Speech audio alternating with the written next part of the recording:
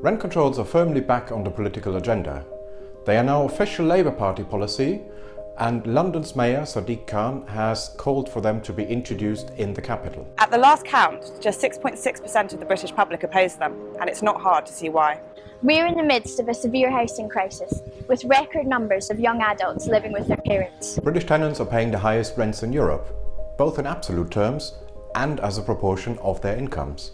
In this climate, it's no surprise that rent controls seem like an attractive prospect. But it might surprise you to learn that economists from across the political spectrum, from Paul Krugman to the late Milton Friedman, are pretty much unanimous in believing that rent controls create perverse outcomes. High rental prices send a message to the housing market that rental properties are in short supply. To put it simply, there just aren't enough houses to go around. When you cap rents, you're shooting the messenger. In fact, it's worse than that. You're pointing a gun to the messenger's head and force them to tell a lie. When rents are artificially lowered, potential tenants believe that properties are widely available, when in reality, they're not. At the same time, these capped rents suggest to landlords that rental properties are widely available. Because they have less to gain from renting out that basement or spare room, fewer potential landlords will bother, and the supply of rental housing will shrink. In other words, you'll end up with more people chasing even fewer properties than before.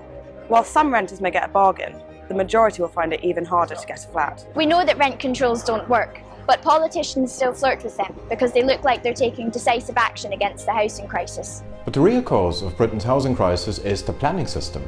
Since the late 1940s, we've suffered from extremely restrictive planning laws. We also have numerous well-organised groups known as NIMBYs, who are adept at preventing construction taking place near where they live. In countries where builders are allowed to construct new homes without severe government regulations, growing populations and rising incomes do not cause house prices to shoot up. Supply keeps pace with demand. Wherever rent controls have been tried, from New York to San Francisco, they've failed. If you actually want to lower your rent, If you want first-time buyers to have a fair shot, if you want more affordable housing for people on low incomes, then don't shoot the messenger with counterproductive rent controls. the solution to our housing crisis is to build. To learn more about rent controls, read the full report, The Key to Unaffordable Housing, by Dr. Kristian Niemietz at www.iea.org.uk.